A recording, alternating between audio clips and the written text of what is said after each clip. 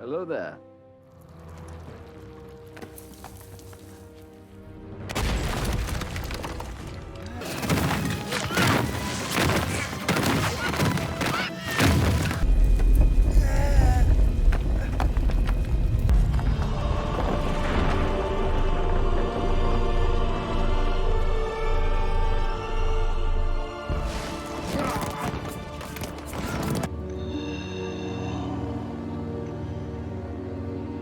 Hey, I'm Dinas, and if this video was just me ranting about negative things about Obi-Wan Kenobi episode 6, it would be a short video. This last part of the miniseries ties everything up almost perfectly. Almost. And it does away with the possibility of a season 2, even though Deborah Chow said nothing is out of the question. But still, it might be for the best, to be honest. But hey, you know me. Nitpicking is one of my favorite things to do, so let's mention all the greatest moments, why they worked, and let's see the little flaws just for the fun of it. Let's go. So essentially the reason episode 6 is great is that it incorporates all of the dramatic tension of the show. The writers went all in here. Darth Vader is finally catching Obi-Wan just as Leia got to safety, Luke is found, Reva is coming to the end of her inevitable redemption arc that was visible from the middle of the season, and we are about to see the pieces fall into place for the New Hope. These are answers to dramatic questions raised in episode 1, and while this writing is textbook stuff and does work, the way they went about it carries some problems with it, but I will talk about that in the next segment when we look at the entire series. For now, let's keep it to episode 6. So these 40 minutes start out quite slow, with a lot of tension that has no real foundation. The nature of a prequel show like this dictates that no major character is in real danger, and while I'm not saying that laying the groundwork for catharsis is useless, it does get a bit tiresome to see them arguing about the Obi-Wan plan so much, because nothing can go really wrong in this scenario, and while it is true that the characters don't know that, we do. And that's why it's quite strange that we cut back to the ship a total of 3 times, and almost 6 minutes of screen time. Which would be fine in and of itself if the plot developed at all, but it really doesn't. To its credit, the slow start with this and the Tatooine scenes create a good calm before the storm feeling at least, because things are going to pick up in a major way. So after learning that Beru is an absolute badass, Obi-Wan finally leaves the main ship, and my nitpicking sense is tingling, so I'll just try to do this with one breath and get it over with. Why did they not send agile fighters to capture a tiny ship? Why can't they send at least a few fighters to keep pressure on the rebel ship when Obi-Wan separates? It's not like you have to make this choice at all, right? Why does Vader insist on going alone when he literally just let Obi-Wan slip away for the same reason a few hours ago? But fair, it's personal for him, but why let him escape after? And where is your Star Destroyer when he gets away? Oof. In general, I'm not a fan of how this fight is set up, because it's just all too convenient. Obi-Wan happens to find an uninhabited planet that is perfect for a big final duel.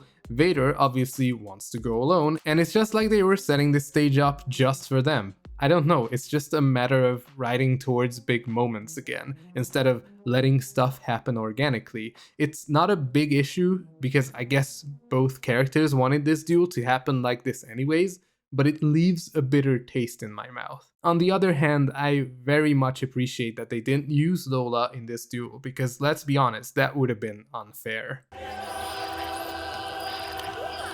It's still a bit confusing why they give Ewan this line. Whether he dies or I do, this ends today. I mean, it clearly won't. I understand Obi-Wan changing his mind about killing Vader, but then you maybe don't have to give him these lines, I think. So let's get to the scene. You come to destroy me, Obi-Wan. I will do what I must. You will try. Obviously, the highlight of the episode and the highlight of the show. And it's actually kind of hard to talk about a fight that I enjoyed. But hey, it's me. I'll find something to rant about. Obi-Wan gaining his power back is great, and I think they missed a big opportunity with Qui-Gon here that I will explain later, but let's not get sidetracked. This fight is way faster and way more deserving of the title of Round 2 of Mustafar than any other before this. Vader burying Obi-Wan in the rubble is such a classic mistake that I can't believe it, and I think it's totally inspired by a scene from Avatar: The Last Airbender, which I will totally spoil here in the next few seconds. Like, look, when our protagonist seems defeated, he musters all his strength under the rocks and comes out with all his force to dominate and win. Hell, even the area they fight in is oddly similar, and both fights end with the good character winning by crippling their adversary. Aang takes away Ozai's firebending, and Obi-Wan takes away Vader's airbending. Then they both choose not to kill. But my absolute favorite part of this fight is how we see defeated Vader's face under the helmet. I don't know what it is, but it's so satisfying to see him like this. It creates such a deep sense of tragedy in me. We have seen him with his helmet, where we always saw a machine, and we saw him without his helmet, where we always saw a monster. But this time it was just so different.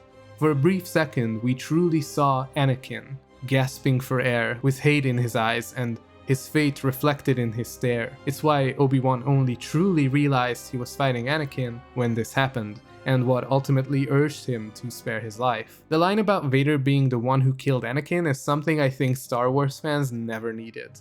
The George Lucas retcon was more than enough, and it provided a good explanation to why Ben told Luke Vader killed his father. But it's okay, it's not a terrible line, just a tad too forgiving for my taste coming from this hatred-filled Anakin. I think these wise insights are more suited to an old Vader, when Anakin is resurfacing in him. This Vader should just be neck deep in the Emperor's butt, I mean influence. So this fight really satisfied me. I think they probably wrote this scene first and reverse engineered the entire show from this.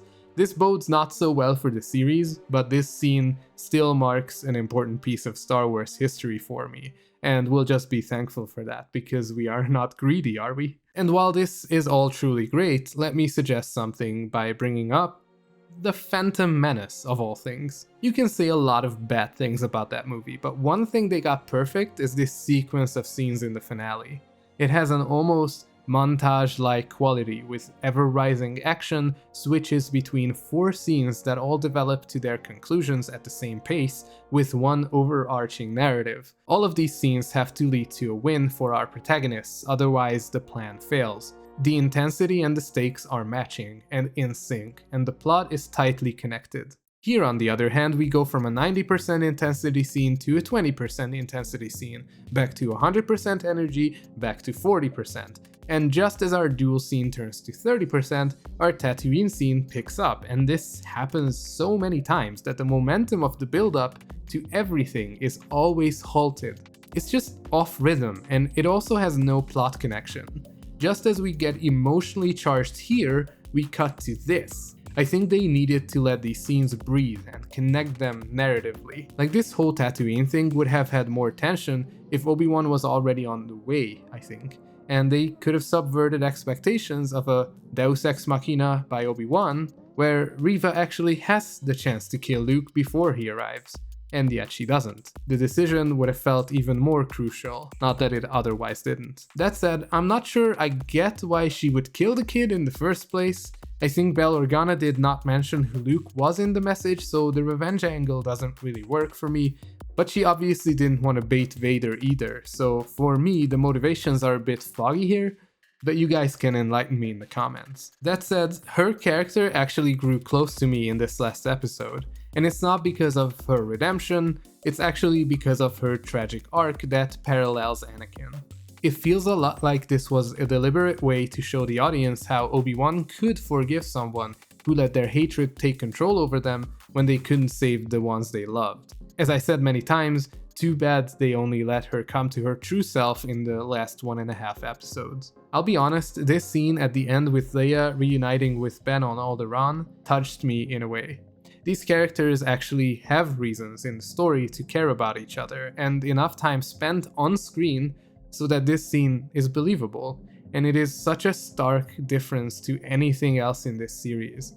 I think it's one of Ewan's best scenes in the show, and Ben telling Leia about her parents was such a nice touch in my opinion. As to the obvious fanservice problem, and an extreme example of backloading a ton of references, let's bring up the last few minutes and why it was in pretty poor taste, I think. First of all, the fact that Obi-Wan meets Luke is just so weird to me, and not because of Luke not recognizing Ben later or anything like that. It is simply because this doesn't add to the story in any way, and this tiny piece of fanservice leads to the most self-serving one. Hello there. Look, I am human, okay? My heart skipped a beat when this happened on screen, and I smiled. It's just that I'd have preferred Obi-Wan saying he doesn't think seeing the kid is a good idea. It could have been so bittersweet, as Ben obviously cares about him so much and would love to get to know him after bonding with his sister so much. But this is not about Obi-Wan, and him walking away, not having the chance to meet Luke, looking back, the viewer knowing that one day they will meet again, would have left me with such a strong feeling of happiness and sorrow, thinking about the blissful ignorance and the fate of Luke Skywalker. This is just personal taste though. For the last piece of fanservice, the appearance of Qui-Gon, I actually didn't mind that much, but again, there were many better ways to do this, because fanservice is honestly perfectly fine as long as it is veiled by good writing. They could have easily used Qui-Gon on the ship, exactly in the scene Obi-Wan is calling to him.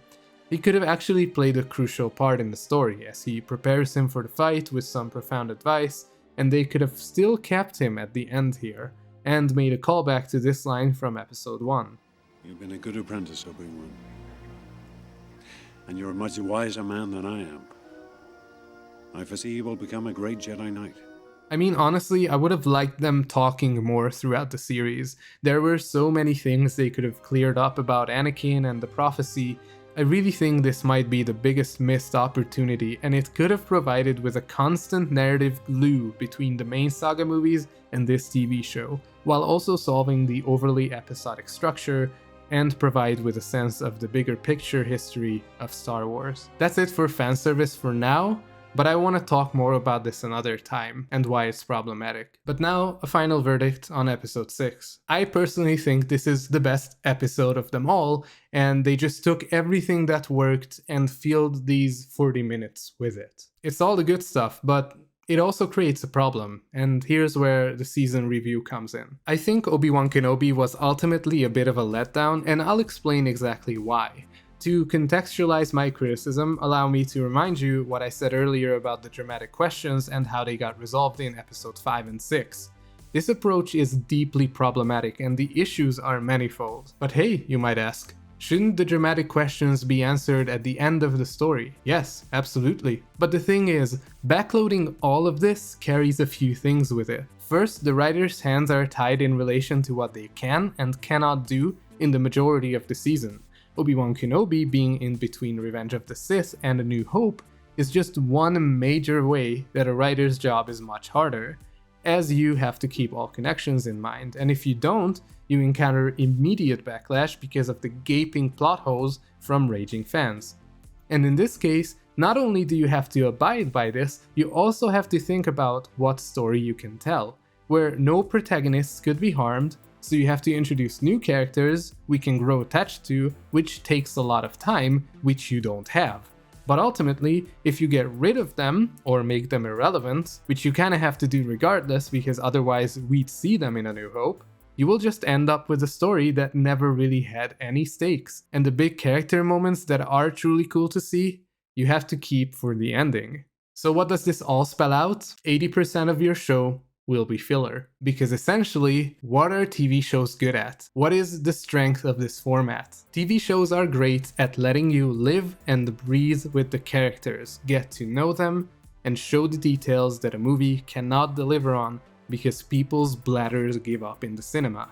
A TV series is not for the big moments, it is for the intricacies and for developing a story organically with years of getting to know characters and making them make the decisions for you. Let them write their own story. So, have we seen any of this in Obi-Wan Kenobi? When your last 2 episodes are so much better than all the rest, you have to face an inconvenient truth. This story would have worked better as a movie. A movie is so much better suited for this writing for big moments strategy that they have going on. And it's not like Disney does not know this, they are actually masters at it. I feel like we are returning to an era where, again, I'm sometimes more excited for a movie, which has not been the case for a very long time. Initially, TV shows responded to the shallowness and the lack of creativity of silver screen stuff. They said, we can make it bigger, longer, and uncut. But I feel like now they are saying, we can make it more bloated, bingeable, and Reddit debatable. The subscription models of Netflix, Disney, Amazon, and a bunch of others basically make filler essential more and more. Are there still amazing TV shows?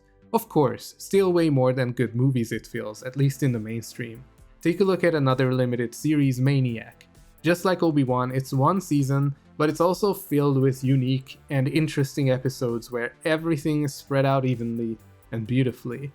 And you might say it's completely different because this is Star Wars, and I guess my question more and more nowadays is, so what? Is building the Star Wars franchise and the expectations of a few thousand loud Redditors and YouTubers more important than free creative expression? Does Disney think that showing us a few beloved faces changes anything about how inherently soulless their marketing team operates? The problems go deeper than this with Star Wars, and we have to stop the ranting at some point, so we're gonna talk more about it in next week's video. If you don't want to miss it, you know what to do. But for the moment, let's just consider this final question. Did Obi-Wan Kenobi add to the legacy of Star Wars? The answer is the ever-annoying glance value trademark. Yes and no. It did, in the way producers and filmmakers intended. I genuinely think it is a good addition to the Star Wars story. I loved catching a glimpse of this era, the struggle of my favorite character before he irreversibly becomes Ben Kenobi, the tragic aftermath of the fate of Anakin Skywalker, and the referencing of some of these age-old quotes and how they are rooted in the history of this galaxy. I liked seeing the kids of Anakin and how they were raised. I really think these add to the world I love so much. But it also did not, in the way that Star Wars deserved it. It shows that the bigger forces that we thought turned the cogs of the history of the galaxy are not as unstoppable as we thought they were. It's hard to describe, but the plot is kind of losing its grandiosity. The inhumane, autocratic regime called the Galactic Empire is not as formidable as we know them. The most iconic villain put to screen, Darth Vader, is letting things slip out his hand constantly because there has to be a next episode, and the fates of the characters are not what they are because of careful deliberation of the last few Jedi, but because of last moment escapes and sheer luck. Rogue One worked because it took a tiny part of the history of Star Wars and built a story around it that we never thought about and could never imagine. Obi-Wan took a part that was already explained and profanized it, making it episodic, consumable, and sluggish. But you might be saying that I'm unfair or that it is easy to criticize, and while that is definitely true, I'm not trying to cut corners here. I have so much more to talk about, and I want to take a broader perspective. I want to talk about the reasons this happened to the series, the decline of Star Wars in general, how that manifests today, and also suggest some solutions, or at least a way to steer this ship back towards the right direction. If you're interested, stay tuned for next week's video. I'd like to sincerely thank all patrons who support me at any tier, with special thanks to the people on screen, especially the people in the behind the scenes tier, Marv and Gamma.